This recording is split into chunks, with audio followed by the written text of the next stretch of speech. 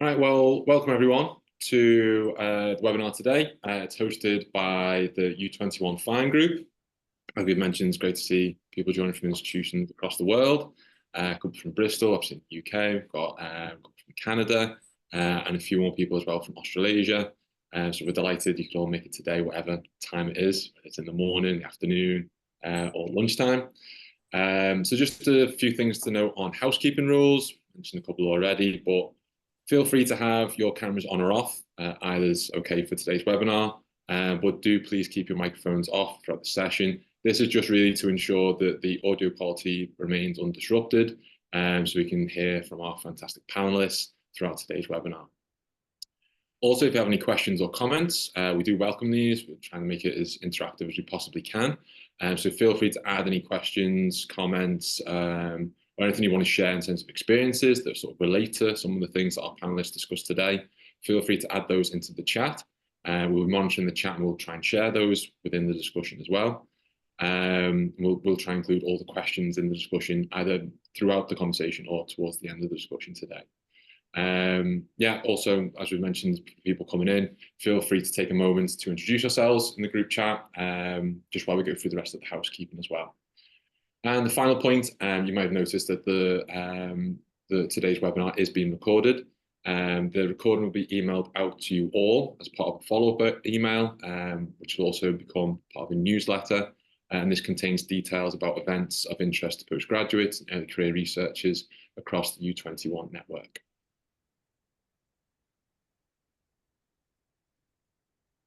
So this webinar is actually the third in a series of webinars that are aimed at achieving scholar success in the digital era.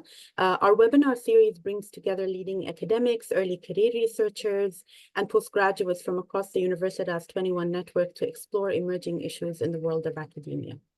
The aim of FINE is to act as a forum for international networking in education, as the name says. And we hope that these webinars can provide a space to learn, to network, and to develop awareness of the challenges of higher education and possibly ways to negotiate these issues. So today's webinar discusses equity and inclusivity issues raised by the digitization of the higher education space.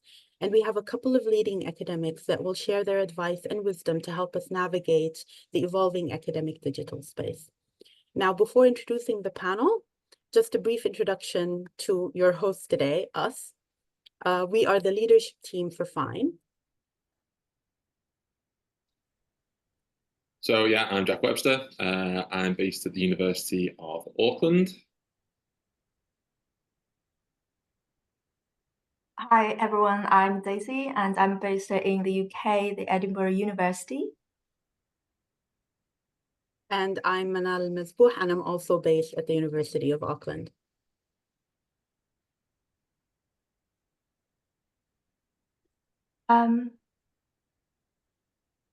Yeah, so we will share a few about the details about the FINE at the end of the webinar, but now we will share a little bit kind of the information about our excellent panelists. So could you, Manal, could you help me to turn to the next slide? Sure. Thank you. Yeah, so our guest speakers today join us from some of the leading institutions in Australia and New Zealand. So first of all, we welcome Professor Robin Schultz from the University of Queensland. And Robin is the head of school at Queensland, overseeing leadership, strategy and development of a leading centre of educational research and teaching in Australia and beyond. So in his role, Robin has shown a commitment to social justice and inclusion of indigenous knowledge and people. I'm sure Robin will introduce himself later with more details. As an educational researcher, Robin's research has focused on globalization and education, in particular looking at innovation ways that data can be used to understand educational change at the global level. So in particular, Robin has explored international student migration, the impact of higher education on climate change, and networks between donors and recipients in international aid. So let's welcome Robin to the panel today. Thank you. Great to be here. I'd like to welcome you again, Robin, and I will also introduce our next amazing panelist. So our next panelist is Dr. Jennifer Tatabe. I hope I'm saying your family name correctly. From the University of Auckland, Jennifer is a senior lecturer in the sociology of education, specializing in equity and social justice. Jennifer is Associate Dean, Equity and Diversity at the University of Auckland, as well as holding positions on the Faculty Student Staff Consultative Committee and Faculty Equity Committee. The focus of Jennifer's research is on the transformative potential of education in disadvantaged context. In particular, Jennifer's work explores the socioeconomic and political context of these educational spaces and their influence on teaching and learning. Her teaching incorporates these themes by addressing the ways in which pre-service teachers recognize and challenge school, societal, and political practices that reproduce inequities. Again, we welcome Jennifer to the webinar today. Thank you. It's great to be here. Cool. Yeah, so welcome to both Robin and Jennifer. Our discussion today is going to be based around a few different topics that are related to equity and inclusion in the digitized higher education space. We'll go through questions sort of as group themes and group topics, pretty broad questions. We'll start with one to kind of describe the current landscape. So both Robin and Jennifer, feel free to relate these questions to your own experience, your own context, any ideas or evidence that you've seen in other people's context as well, anecdotes that you've heard of also.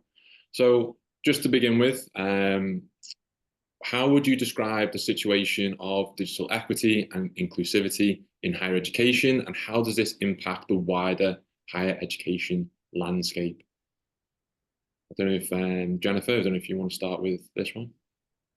Yeah, sure. So I think that's a great question because there's so many different ways that you can take this. So I guess my initial thinking was, I think we're moving in a positive direction, in the sense that we learned a lot about online learning during COVID, and we've taken those lessons forward. So yes, there were challenges, but there's also great opportunities. And I think one of the best opportunities was saying, well, hey, look, maybe we should do a little bit more online learning, or maybe we should offer blended models. And those previously really weren't on the top of the cards, but we know that there's a lot of uptake. And we also know that it can be an inclusion tool, right? For students who perhaps can't come to Auckland, for example, because we're the University of Auckland. So I'll just speak for my institution. We also have 3 campuses. And so even if you can't get to one of the other 2 campuses, online learning is a great option. But I just sort of want to highlight there's always a little bit of a tension between that, right? Because you've got inclusion through online learning, but you also have potential marginalization. And that's one of the points I want to raise today, just so I managed to get it off the top of my head. And that is access is an issue. And so what I'm talking about here is access to internet. So I know other places around the world may not have the same issue, but working in rural education in Aotearoa, New Zealand, there's a lot of students and schools across this country who do not have reliable internet. So online learning for them is great, but if you happen to be one of those people, it actually can be an exclusion tool. So just sort of being mindful of that tension between inclusion and perhaps marginalization, and finding ways to work through that. At the University of Auckland, I was pretty happy that through many different conversations, if you did have some access issues, the university actually did have a program to pay for internet access. And that came in many different forms, and it was on a case-by-case basis. And so, for example, sometimes it was mobile phones and getting a SIM card that could give you internet access for, you know, whatever, 5 gigs or whatever it was. So I think there are tools that we can use, but I think that does need to be balanced in any of those decisions moving forward. And I guess the other piece for me, and then I'll maybe toss it over to Robin, is, okay, you offer classes, which is great. But what about workshops? And what about labs? Another big piece for me in my equity role is, okay, what about support systems like student health services? Those are all parts of our moral obligation as an institution to not just deliver classes, but also support as a wraparound service for any of our students at the university. So a few thoughts there. I don't know, Robin, what about you? Yeah, what do you think? some really good thoughts there. Thanks, Jennifer. I largely agree. I think we have, is kind of a double-edged sword, pros and cons. The term digital divide has been around for a long time now, really since the turn of the century, to acknowledge that there are problems, challenges to equity and inclusivity that are inherent in digital technology. Earlier, I think we used to talk about devices when we talked about the digital divide, who had access to devices. We talked about connectivity, and there are still people, Jennifer rightly points out, where that's a big issue.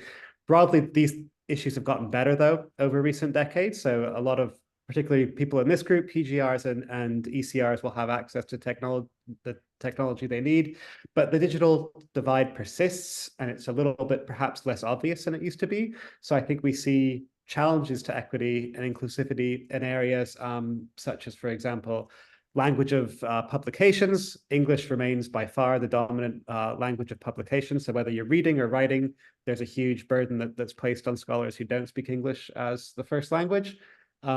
Access to subscriptions, paywalls have become more prevalent. Getting around them is always kind of a cat and mouse game that some PGRs need to engage in to get what they need to.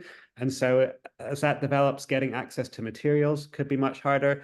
And a lot of the investments in the digital space, in large language models, in other areas of AI particularly, are often quite centered on the English language or on majority languages spoken by many people. So if you're not somebody for whom that's a first language, you don't have access to the same materials in your first language. And so that's a gap that arises. So like Jennifer, I think there's a lot of positivity that's developed. And I think overall, probably the pros outweigh the cons.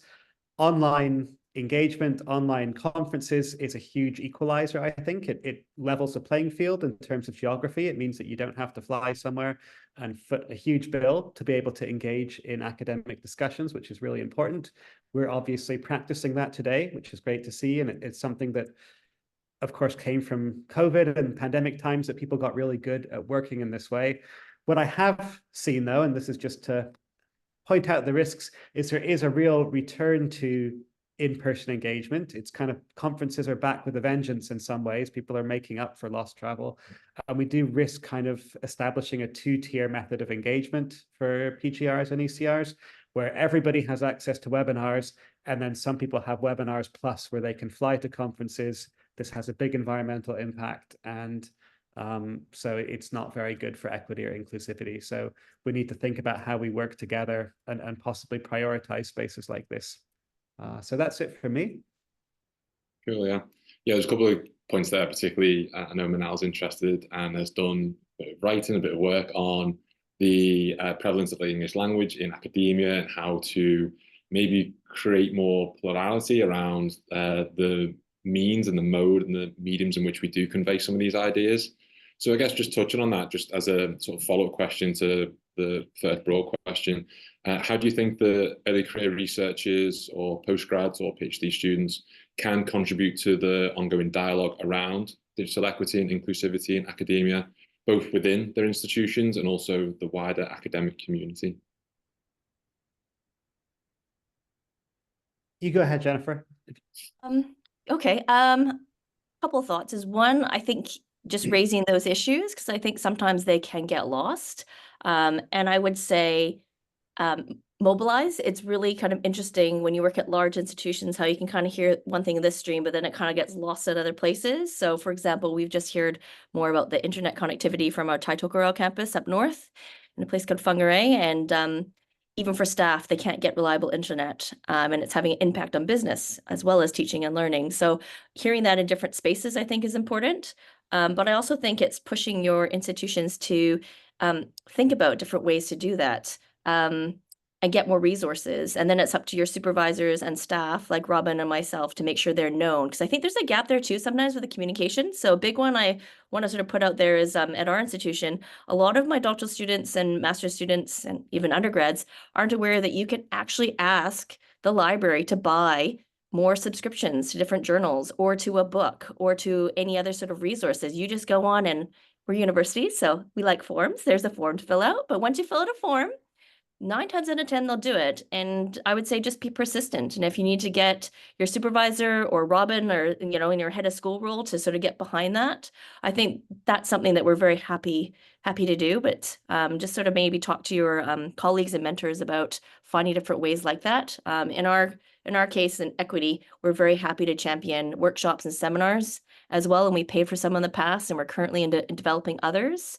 So kind of just getting that voice out there and then just being persistent. I think that's sort of a general sort of message getting across the line. Yeah, Robin. I agree completely. I think one thing that always impresses me about PGRs is they are always at the cutting edge of technology adaptation. And I think for many PGRs, it's because their use of technology is driven by demand. They know what they need. They need help in particular areas. They find ways to do it. And they are usually using technology in much more sophisticated ways than the institution as a whole anticipates or recognizes. Their work is driven by demand. PGRs find what they need. The institution works by supply. They say, oh, we need to have a solution for something like a large language model or a solution for video conferencing. It's going to be MS Teams. This is how you use MS Teams. And everybody says, oh, it doesn't work. We hate it. So making sure that your practice with technology is recognized by the institution by talking about what you're doing, possibly by highlighting the ways that solutions provided by institutions don't meet your needs, is really helpful, I think. PGRs tend to be more diverse, I would say, as a very broad rule of thumb, often than the institution as a whole. And so you can show a lot more of what's possible with technology, where the gaps are, where the needs are. So being really vocal about what you're doing, I think, is very important. Sure, yeah. Thanks both for your input there. I think also kind of speaking to the points that Jennifer raised in terms of like the tension between like some of these opportunities and the challenges. I suppose also PGRs and ECRs also are embedded within these tensions and challenges as well. So to try and explore that a little bit more, we've mentioned sort of the opportunities that digital technologies create in terms of like widening access and creating more opportunities for different regions of the world to engage in the conversation, but also the limitations to the digital divide that still exists. What do you think are some of the digital barriers or challenges that exist beyond maybe just digital divide, or maybe a specific aspect of the digital divide that may be related to postgraduates, early career researchers, how they might encounter them on the academic journey at different stages of the academic journey, and if you have any sort of ways in which they can overcome these? And if you want to start with that, Jan. Yeah, I actually just want to first start by picking up one of Robin's points. And that's really, I really appreciate you saying that, Robin, that, we got this 2-tier conference system going, and while online is great, let's face it, it's not the same. We're going to be really honest. And I guess the point I want to make too is with that 2-tier divide, it's not just who gets to present at conferences, but the thing I'm really worried about for PGRs and postgrads is the loss of networking opportunities. I mean, part of what happens at a conference is, yes, you've got your 20-minute presentation and your 10 minutes of questions, but it's all the stuff that you do around that. So it's meeting someone for coffee, it's emailing a big name in your field and trying to introduce yourself and going to their presentation. It's going to the wine and cheeses. Even if you're an introvert like me, you put on your best extrovert face and you just go for it. And that's invaluable. And so for me, I've really been thinking about that a lot for some of my doctoral students who have yet to go to a conference, and sort of thinking about some ways that we can get some more networking events, because that could be a job opportunity, that could be a thesis examiner, that could be, a research network or collaboration. And that sort of informal stuff that happens around conferences, to me, sometimes could actually be more valuable than your 20-minute presentation, as important as that is. I don't want to minimize that, but I mean, that's actually something I learned through this group, through U21, is going to those meetings and just seeing what's out there and hearing what other people have to say is pretty important. So that's kind of my tangent. Sorry. I don't know. Robin, what do you think? Yeah, I agree completely. I mean, if we could quantify it, the presentation part of conferences would probably be less than half of the overall value of conferences, probably a lot less than half. It is about the informal connections, about the networks, about a really efficient way to connect in person with a lot of people who you otherwise wouldn't see in person. So there are good things, but yeah, it's pretty exclusionary. And we've become pretty good at reproducing that seminar part of the conferences, reproducing, delivery of papers, getting access to ideas, discussing ideas. That's pretty solid, I'd say. But that other aspect, the networking part, we don't really have that online yet. Some spaces, I think Twitter used to probably be better than it is now for that. I've left it, so I wouldn't know. But yeah, so social media can help us with that a little bit, establishing networks, but it's not quite the same as having had a chance to meet somebody one-to-one or in a small group. So it's a challenge for us. It doesn't mean it's impossible, but it's something that we can, a challenge that we have to rise to. I'd add to this, list of challenges, probably a greater need to keep upskilling yourself as a PGR, as an ECR is a key challenge. Probably decades ago, a decade or two ago, you could get through your early career stage with kind of a fixed set of skills. You could maybe learn a software package. If you do statistics, you could learn SPSS, or if you were cool, you could learn R, and you could learn something like in vivo, or you could read, maybe about ethnography and have a toolkit there, and that would let you coast for a while. And I think with the advent of large language models, people have much greater access to this type of skill really quickly. Even if you don't know R, you can actually generate some R code and analyze your data with that without, any knowledge. But to probably be an efficient researcher, you've got to keep upskilling over time. A lot of probably, I don't want to say easier types of research, but there are aspects of research that can be done by LLMs. Kind of, writing up results can be done to a credible level fairly well with AI now. So having really great presentation of results would be another, example of where you need to really develop as a researcher to kind of stay ahead of the curve. There's the Nobel Prize winner in economics, Claudia Goldin, has a name for this. It's called skill bias technical change. It means that as AI or technology replaces jobs, we always get more jobs. There's not actually ever been a problem of mass unemployment, but the new jobs are at a higher skill profile. And I think that's probably true in academia. Some aspects of academic writing actually kind of can be automated now or substantially helped by technology, but other aspects can't. And so the emphasis is going to shift to these higher skilled areas. And so that's what you have to keep on top of as PGR or ECR, which is a real challenge. Sure, yeah. Also, just being to the social media aspect, LinkedIn's become a very weird space now where everyone's shifted from X to LinkedIn, and it's become a very bizarre sort of hybrid between what Twitter used to be and what LinkedIn should be for. It is. Yeah, I agree. I mean, it's a little bit, it's quite corporate LinkedIn, isn't it? But at the same time, it's a little bit less toxic, possibly. Yeah, it's social and professional, as Manal has said. You don't get kind of the politics that you would get on Twitter. And there are some things I would have posted on Twitter that I wouldn't post on LinkedIn. But it is in the same way, it doesn't have some of the problems of X. What do you think, Jennifer? Are you using social media for research much? Well, this is a good story, Robin. I got pressured heavily through U21 to get onto Twitter, and I made a very short stint at it before I realized that it was not the place for me. So I think I still do have a handle, but I haven't posted in years. I also got heavily pressured to do LinkedIn, and I'm sort of a lukewarm user. I guess it kind of raises a few things, and that's the second point I really wanted to make sure I wove in today, and that is just the idea of representation. And algorithms. I just want to raise the fact that even in academia, that we know that some of these algorithms will privilege certain people and certain research, and other people just have the skill to promote themselves. I know that a lot of academics find it hard to do that self-promotion. I guess my message to you is, if you want to be in academia, you do have to do it sometimes, but you get to choose how you do that, so how you conduct yourself. So I guess if that's a challenge, which I see as a digital equity issue, I think there's a couple things you can do for that. One, I think you need to become the author of your own narrative. I mean, platforms like LinkedIn are quite good to put out your research and to engage with people in that way. And there's a lot of people I can see in there, like the top ranked or top 10, they'll put in, networked or LinkedIn people in this field. So you can start following those people, and you can learn a lot from just watching them do their posts. So there is a craft to it that I have yet to master, but that's all right. But the second thing I think you can do is just collaborate. And I think you can even, I've seen people actually say, can I repost this? Or could you repost this for me? So part of that allyship and mentoring, which I think was one of your questions that may come up later, is to find a really good mentor and look for allies in this space and really sort of pick up on what they're doing and then form a little bit of a collective, because we need to get some of those less seen people and less heard voices out there. And I'll just share one story of a person who did it really well at a conference.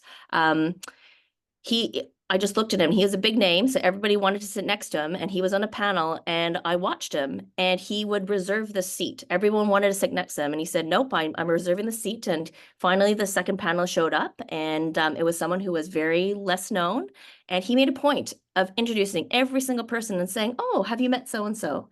And then when I watched him through the panel, he actually didn't say anything at all. And I thought, well, that's a bummer for everyone who came to listen to him. And I asked him about it afterwards, and he said, my job as the most important person, quote unquote, in the room is to listen and to amplify the voices of the other people in the panel. So he literally repeated almost verbatim, word for what this woman was saying. And I thought, gosh, that's kind of odd. And he said, but people don't hear her. But if I say the exact same thing, people will hear her. And then I thought the facilitator in that same conference did a great thing. He would always ask the lesser known people in the panel a question first. Rather than typically in academia, we go to the biggest name because they apparently have the most exciting ideas. And I share this for two reasons. One, don't underestimate yourself. Like Robin already picked up on, you have lots of great skills. Digital skills, you have lots of ideas, you're fresh and excited, and, you invigorate the academy. So don't underestimate yourself and your potential. But the second thing is to find those great mentors and allies who will do simple things like that, because that makes it different to the less visible people, right? Just having somebody include you in the conversation, save you sit at the table, repeat what you had to say.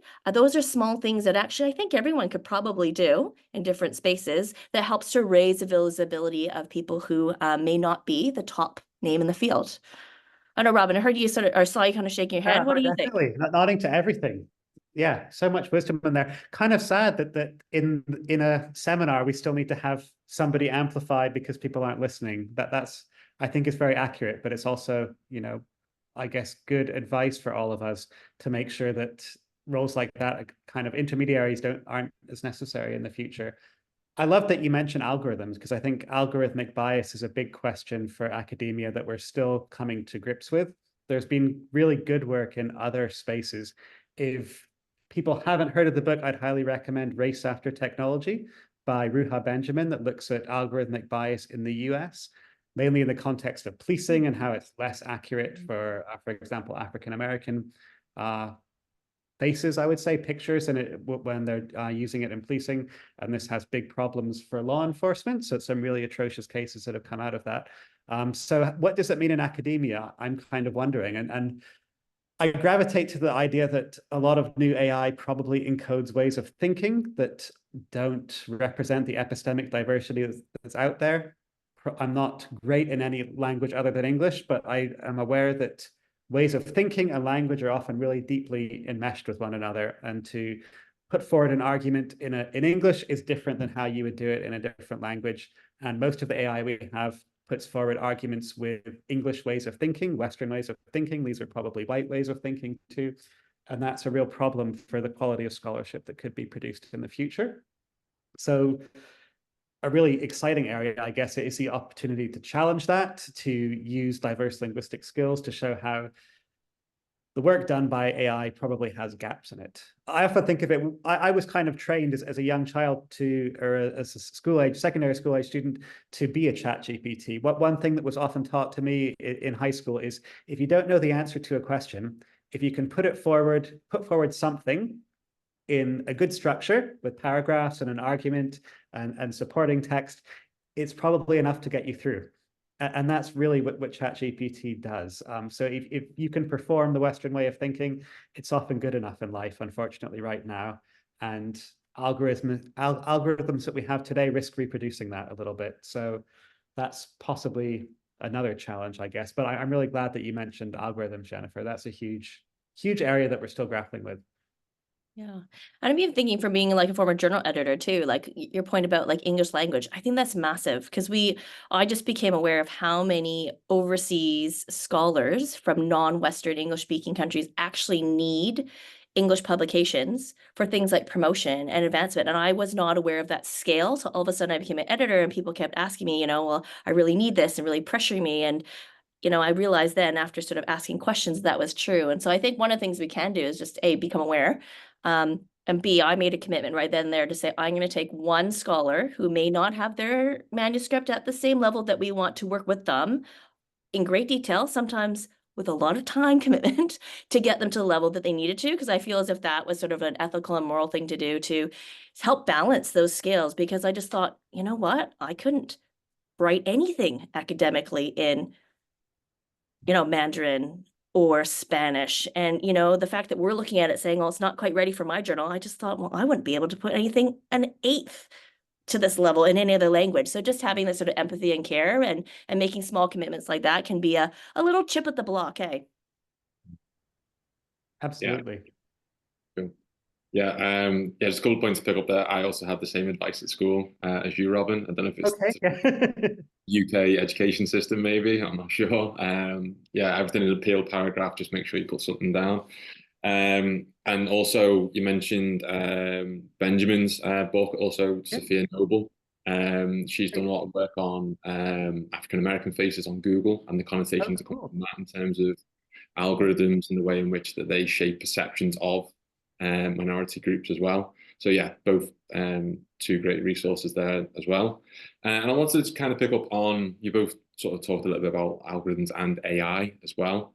I was wondering if we can link that to maybe the tools that postgraduates and ECRs can maybe use in order to maybe overcome certain inclusivity or equity issues, or AI tools that they can bring into their research to sort of promote and forward some of the issues that we've been discussing today. I don't know if you had any experiences of using them yourself or any ideas in which PGRs or ECRs could use. So I'm going to bet, I'll jump in first if it's okay. Every PGR in this call probably has a better example and is better informed of good practice in this space, because the ones that I've spoken to are just much better at finding out technology and using it than I am, which is sad but true. So may as well fess up to it. What I would say, just as a general comment, and going back to how Jennifer and I both talked about kind of pros and cons, but overall maybe a bit of pros, they tend to level the playing field a little bit, because a lot of what we were rewarding when we were assessing people, and this goes back to our education, Jack, was kind of thinking in the right way, speaking in the right way, having the right disposition to knowledge. And now everybody can do that. So what we've learned, I think, is that assessment probably needs to change. The reason that AI can do some of the assessments that we've been setting is because the assessments were not very good, and they were culturally biased and linguistically biased. And so the problem's not with AI. It's created a bit of a crisis, but the problem's with our assessments, and we need to change that. But I would bet, yes, please, share AI tools with everyone. I would say, just to comment a little bit more on algorithms, a risk that goes along with algorithmic bias is some loss of what would be called it's called in Australia Indigenous data sovereignty over one's own work. A great example, a really easy example would be if I wanted an authentic piece of Indigenous art, Aboriginal art in Australia, there are people who produce this, it's their livelihood. I could, go into the market for that. If I wanted some art, I could also now go to an algorithm and say, please produce a painting for me, high resolution in the style of Australian Aboriginal art, and it would produce something pretty credible. Maybe not great, but it's only going to get better over time. So it's tricky the ways, and even when algorithms are right, they can also have kind of cultural, racial biases. Another great example is Siri has a voice from the US now, which is spoken by an African-American person. Its race is encoded in the voice in the US. And so that comes across, which is kind of good in terms of representation, but also it might take away some of the agency and the ownership of those voices. So it's a really complex space. Might have gone off tangent a little bit there. I didn't recommend any good algorithm, but we got them coming in. Copilot among them. Cool. That's great. I think that also speaks to the tension that we've also kind of discussed before, trying to open up and widen access and visibility, but then also whether that takes away voice and ownership of certain rights. We have a similar sort of thing here as well with Maori data sovereignty in New Zealand. Again, very similar, where there's the AI platforms that exist globally, obviously don't have any sort of oversight from the New Zealand government, So you can go on things like Microsoft Copilot's been put into the group chat there, or any of the sort of like Mid-Journey, like the image generators, and ask it to produce something again in like a Maori style, and it will do that. But then obviously that's in breach of the Maori data sovereignty in New Zealand. I've seen some things actually, ironically, on LinkedIn where certain people have been putting forward certain changes and amendments to AI platforms and trying to propose their own AI platform for New Zealand that could prevent that from happening. But yeah, I guess that's still an emerging field in itself. Jen, if you had any ideas about some of the things to do with AI or any of the platforms that PGRs or ECRs could use, or the ways in which they could use them. Yeah, I'm gonna follow Robin's lead and just fess up. I'm probably the least technologically advanced person in the room right now. So Second least. I already claimed least. okay. So what I would say is again, don't underestimate yourself. So if you're a doctoral student or ECR, take your supervisor mentors with you. We will be grateful if you can be kind and bring us along on that journey, because I think sometimes we can need a bit of a prod in that direction. It's interesting that you brought up assessments, because I think that is certainly an area where we can actually benefit from looking at what AI is. So I know that there's a few courses as well as people in our faculty looking at putting up an AI assessment and then making that the assessment. Like, let's pick it apart. Let's see, you know, where are some of the areas where we can understand this a little bit further. I sort of go the opposite way. I've just been one of those kind of low-key people where I didn't really sort of jump on board, but I'm old school, I guess. I've gone back to things like more portfolio work, scaffolded work. So it's really hard, if not impossible, to, you know, work on a piece of work that's scaffolded, and I'm going to work with you every tutorial every week to then hand in something at the end that's been done on AI. So I think in a way it's good. It's pushed us really to think about assessments a little bit more. And for my own work, I think scaffolding was really helpful. Like I can honestly say hand in heart that I got 0 AI assessments last term because I really had to rethink my assessments. And that's not a bad thing. I think that's huge. I mean, that's a positive of technology, is make us rethink, like, why are we doing this? How are we doing this? What opportunities are there? And I don't think there's anything, you know, as big as AI that's really pushed the university on an institutional level to really think deeply about those sorts of things. I don't know, over at Queensland, Robin, what do you think? Has AI really pushed you to think about assessments and the way you do things? Oh, yeah, it's a real challenge. That's all we could say. And everybody's waiting for the university to tell them what to do. That's my impression. They want guidance. What's right and what's wrong, what's black and what's white. And I think the university's been right in not providing that, but it's really it disturbs people in a good way in some ways. You know, I hope over time it will lead them to question the practice, look to alternative forms of assessment, like you're doing, Jennifer, where it's reflecting on what's happened in class. So you had to have, you know, participated, or if it's scaffolded, so it's built up over time. But right now there is a little bit still, you know, we're a few years into large language models now. People are still digging in heels, I would say, and hoping that the right set of rules will allow them to kind of return to business as normal or keep business as normal going. And so we're still to see how this will fully develop, but I hope the outcome will be, you know, ultimately forms of assessment that are more probably fair in terms of measuring learning, and probably more fair in terms of being inclusive for everyone. Yeah, having spoken to teachers at like a secondary level, I'm also aware that they're facing the same issues, where they're looking for advice and guidance from the Ministry of Education, or even just from their principals or deputy principals. And yeah, everyone's sort of waiting for someone else to give the advice. So yeah, it's definitely an emerging challenge for everyone to try and grapple with. I suppose just moving on to a slightly different question in terms of the university and the university's role in providing access to platforms and tools for PGRs and ECRs. How do you think universities do support, or how do you think they can support both ECRs and PGRs in accessing any sort of digital resources or tools that they can use in their research and their studies, particularly those that sort of address equity and inclusivity issues? I could kick off on this. I think the way that they try to address it often is by service provision. So as I said earlier, they identify a solution for a particular need, and they provide that. This is not very, it's adequate. It could be better. And what I would love to see universities do that would be more of a change is to establish cultures of open research, open innovation, open source software that would allow students to not rely on kind of paid products when they leave university, when they leave the institutions, and to enable research to be conducted in a way which kind of doesn't require high paid subscriptions or subscriptions to databases.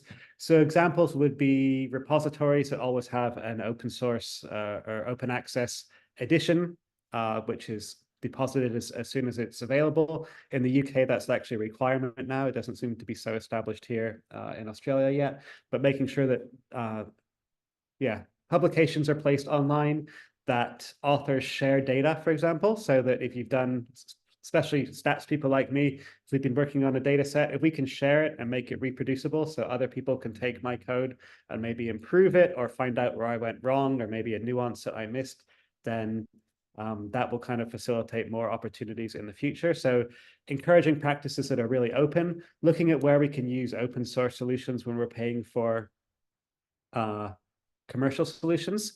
It takes a little bit more time and a little bit more work, but it means that it's a product that people can improve over time. Manal mentioned running stuff locally. I've been, the tiny thing I've been doing in adopting new technology is downloading some of Facebook or Meta's Llama large language models. These are really interesting because you can download them on your machine and run them locally, and they're open source. So that they're kind of interesting to play around with. And if you develop skills and are able to, you could extend these in ways that you couldn't with something like possibly Copilot or ChatGPT or whatever the big one is called. So yeah, a few ideas there to kick us off. Just sorry, Jen, just before jumping in, with the llama that you can download from Facebook, you also modify it so it would. So, say for example, we're talking about the data sovereignty around Maori or Indigenous Aboriginal in Australia. Can you modify the software so it would exclude any sort of prompts that ask it to produce those sort of materials? You could. It would only be on your local machine, I guess, which is good for you, but it would someone else could still work around it fairly easily. But you could modify it in other ways. You could also maybe just adjust it in ways that would illustrate some of the biases in the software if you were really good at, if you had pretty advanced skills in kind of AI and the weights and models. I think you could do that. But so something in terms of like teaching, if it was like a computer science course or yeah, absolutely, yeah. Yeah, sorry, Jen, I jumped in there. Sorry. No, that's great. It's good to have more voices here. I guess I was just thinking of two things. And I mean, in New Zealand, like you said, the data sharing is not sort of at other sort of global context levels. But I mean, the big study I always think about is Growing Up New Zealand. I mean, they were funded by the government and part of their mandate is to share that data so anyone can take it. I'd love to see universities sort of jump on board with that. Like if you funded a major, big study to make at least some of it available as a regular practice. The other thing I'd really like to see is, okay, if you have to pick one sort of piece of software like in Vivo that all students can use for free, or we have a license and as students you can download it, it would be great if you could include that as sort of maybe 2 or 3 years out for any alumni. I mean, that's something that they've already paid for, that they could just easily give access to any alumni. And obviously you'd have to have a student number and they'd have to find a way of tracking that. But I mean, there are other institutions around the board that offer a lot of the resources through their libraries for free to all alumni. And that wouldn't come at a great cost to them either. So I think there's probably some low cost options that would at least extend your access to give you some time to then upskill on other things, but still have access to something, sort of like as a bridging sort of process, if you will. And then I think it really comes down to instructors. I know I've had a bee in my bonnet about this when I'm the course director. I do not let anybody who teaches on my course put up articles that are not free or open access. Like if you want to put your book on there and it costs $495 and we're going to read one chapter, or even worse, 2 pages of one chapter, that is an absolute no for me. And I just tell people you can't do that. So I'm probably very unpopular with a lot of people, but that's an easy thing that we can do at a smaller scale level to make sure that that is not going to be a barrier for access. Because let's face it, students don't read all the readings. Sorry to shock anyone there, but no one reads all my readings anyways. But if you're going to make it $400, $500 to buy these books that everyone's just going to try and resell and not be able to resell because there's a new version out anyways, you're just creating a whole bunch of unnecessary stress and financial sort of restrictions for no reason. But that's just me putting out one of my pet peeves. So yeah, if you ever want to teach with me, FYI, open access or stuff that's available through the library, that's the code that everyone needs to follow. I don't know, Robin, is that a bit hard-lined? I think that's a great line. That's exactly what I was, kind of meant by an open culture. That's a great example of it, that we would just intuitively start to have these types of practices because we'd recognize it would be more open and more accessible. And that's definitely not the norm. I think some places I've worked, they would actually go through your Blackboard site, and if you put the PDF, they would say, no, use our library link instead, because they wanted everything to go through the library, the opposite. So yeah, a culture of openness is the way to go. And the idea about access to software past graduation, that's great. I hadn't even thought of that one, but that would really help a lot, particularly in that really crucial ECR transition, maybe to finding a longer term role, that having access to libraries, to software, that's a huge, huge asset. Yeah, and the only other thing I thought of too is like I work in schools a lot with teachers, anyone who works in any sort of capacity with participants that, help you basically do your study, right? Like we all need participants, we all need data. I mean, the challenging part I have is none of my teachers can access any of these works. So I end up just going and doing a few naughty things and giving it to them. But I mean, why can't we have access, even for a short period of time, for people that participate in our research? Because if we don't have participants, we don't have research, we don't have, a university. So I just think there are ways that the university can open up the doors a little bit, even for a temporary period of time, to recognize those people that really are unsung heroes in research, right? Because the other problem that we have, I think, is sometimes we're just talking to ourselves.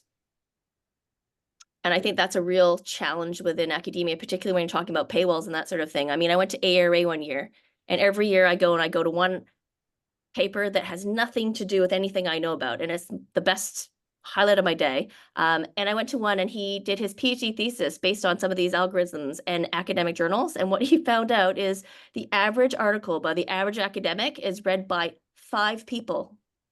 That is it, 5 people. And I said to him, well, is that one yourself? He's like, oh, probably. So that would go down to 4 people. And I kind of thought, well, what's the point if we're talking to ourselves? So, this idea of open access, let's go from 4 to 400 by simply make it open. So, yeah, I just thought I'd share that funny story about, your works. As much as we love it, let's get it out there. Let's find different ways to make it public. And, knowledge for the university, that's our job, right? Critic and conscious of society, right? Like, how are we giving back to our participants? How are we giving back to society if we're gatekeeping this knowledge? Because we're funded by the public, right? We are funded largely by the public, by government. So why don't we give back to the public in those ways? And Manal's put a great point that publishers make an author pay now if you want to do their open access. So for having a lot of ostensibly smart people working in them, universities have done a very bad job at negotiation with publishers. We basically do all the work and then pay them to access the work that we've done, even if we want to make it, and we pay them more if we want to make it open access. So it's we need to maybe change that through some of the things that Jennifer's talking about making things open and accessible to the public. Yeah. And we also edit for free. We also peer review for free.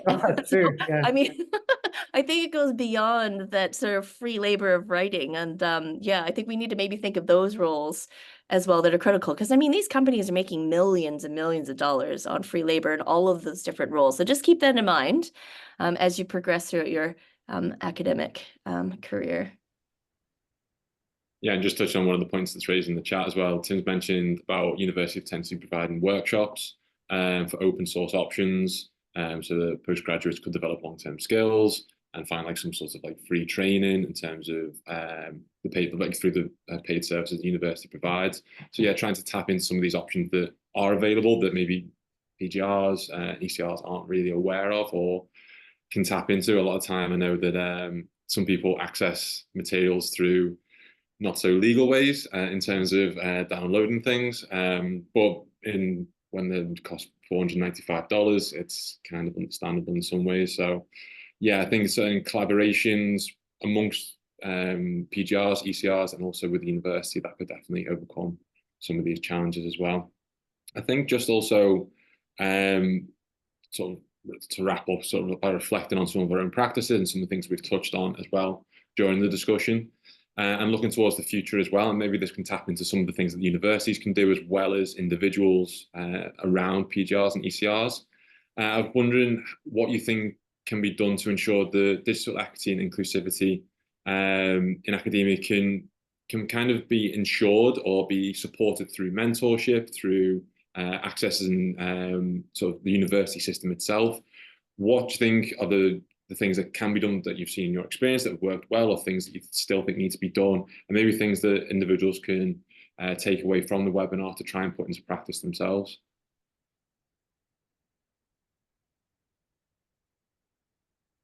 Great question. Do you want to kick off, Jen? Sure. That's, yeah, lots of different ways. I say that because I wear this associate dean equity hat, and I think the biggest thing you can do is make sure that it's on the agenda. And I kind of said that before, but equity work is very slow moving. You just have to keep plodding and get it on the agendas. And what I mean by that is, talk about it with your supervisor every time. If you're a PGR, if you're an ECR, get onto your equity committee. Just keep raising these issues over and over again, I think is the biggest thing I can say. I mean, I'm even working on this now. We're finally at the point where we're going to have equity on every head of school meeting across this faculty. That has taken an enormous amount of work. But I think that's really important, is that it is top of mind. And the other thing that we're really working on is we don't want the equity thing at the bottom. We want it as a top agenda item. Because the problem with meetings, and I'm sure Rob might sort of chime in as well, sometimes the bigger items get put first, and then all of a sudden at the end, you sort of have to rush it. So we're trying to make sure that it's a standing agenda item at the top of every meeting. And I think that's huge. I think another big thing is if you're university or if you're going to work somewhere and you're interested in equity and inclusivity in online spaces, but in general, is look for things like, does your institution have a disability services department or office? Do they have an equity role for someone who's in academia? Because you kind of need, in these big machines that universities are, you kind of need a role to sometimes push these things through. And I guess the third thing is, if they don't have any of those, could you champion that to be created, or could you find space for that? Because that's one way for you to sort of create your niche as well. And personally, I think that everybody in academia, no matter what your topic is you can include equity and inclusion in it. There's always space to do that. You might start small, and that's absolutely fine. But I think really, these issues are world issues. They're things that we all need to think about if we're gonna, progress forward, in the world. So I mean, Robin mentioned, climate change and sustainability and different marginalized groups, that are impacted by algorithms. Like these are issues that we can use our talent and intellect towards. So find spaces and ways to do that, but definitely look for those roles because they're fairly instrumental in just moving the machine of the university forward. What do you think, Robin? Did your institution have these roles? Great points. Congratulations to you on getting EDI on every committee agenda. That's really important, I think. And I think my overall message would be we need to practice what we preach in terms of equity and inclusion. I think with technology, we have moved foot possibly from being a producer of technology to being a consumer of technology. And so now we tend to accept what's given to us and accept all the limitations and biases that come with it. And that's a huge problem. So if we can reflect on what we're using through discussions like the ones that Jen's leading, that would be the best way to do it. When I think back, when I talk about how we've shifted our weight towards consumption from production, lots of the early technologies of the internet were often developed in universities, right? Things like email started first in universities. And this is great. What's happened since then, though, is that universities have come a long way, I would say, probably in terms of equity and inclusion, but we're not in the same space in terms of kind of leading the development of technology, at least broadly adopted technologies like this. So yeah, if we can become more critical users of technology and have the types of discussions that Jen's talking about, that would be probably the best thing we could do. Cool, perfect. I don't know if either of you want to sort of leave us with one final statement or anything you'd like to leave the audience with in terms of moving forward and what they can do. I'd want to thank everyone for being here. and really highlight a message that's come up a few times today, which is that the PGRs and ECRs are the people who are going to lead us in this space. They understand what's going on better than we do, and so be vocal about what you're doing. Yeah, I agree. And just ask questions. Ask a lot of questions. Because sometimes it's just a question that will get somebody, on board and help to progress what you're saying. And I too would like to thank everyone for being here. And I'd also want to make sure I thank the leadership team for organizing these events. It's very important. And I think that you guys are doing this online webinar that previous generations never did. And it's a great way, like you said, to get the message out, to get different voices heard on a variety of topics. So well done to you for that. Thank you very much. I also want to thank you both for joining us today as our panel speakers, offering your time. I know it's incredibly busy part of the semester here in Australasia. So yeah, thanks again for joining the discussion. It's been a great discussion, lots of key things to take away there, particularly for ECRs and PGRs, but also how we can also contribute to the wider university network to do with inclusivity and equity as well. So yeah, thanks again for sharing your informative perspectives and your advice today in today's webinar. And also, I see you put in the chat your LinkedIn there, so I will add you. I would also say if you want to connect with me on LinkedIn, I am on. It takes me a while to respond, but if you want to carry on the conversation, I am there as well. And you're always free to email me, or if you happen to be at Auckland, like I know a few of you are, just say hello. We can go for a coffee or we can go for lunch. And Robin, I hope to maybe meet you in person sometime soon. Likewise, too. that would be great. Not too far away. Thank you for me as well. We really, really appreciate it. Yeah, thanks. So yeah, as we mentioned,